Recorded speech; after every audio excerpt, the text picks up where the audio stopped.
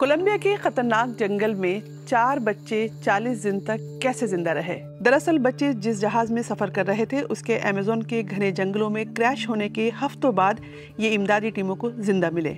इस जंगल में चीते और अजदह जैसे खतरनाक जानवर रहते हैं और हम में से बहुत से लोगों का यहाँ रहना जानलेवा हो सकता है।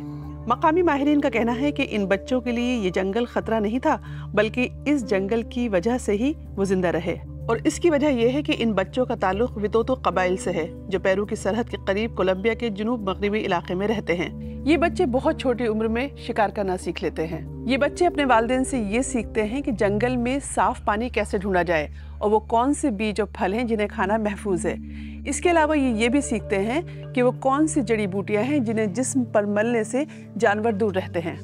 इन बहन भाइयों को जंगल में जिंदा रहने के तरीके मालूम थे। सबसे बड़ी बहन 13 बरस की थी और उसने एक शेल्टर बनाया जिसको उसने अपनी चोटी में लगाने वाले रिबन से बांधा और अपने बहन भाइयों का पूरा ख्याल रखा। इन बच्चों का जिंदा बचना सिर्फ एक मौजज़ा नहीं है, बल्कि ये इस बात की एक बेहतरीन मिसाल है कि यहाँ के मकामी लोगों का अपने माहौल से कितना गहरा रिश्ता होता है।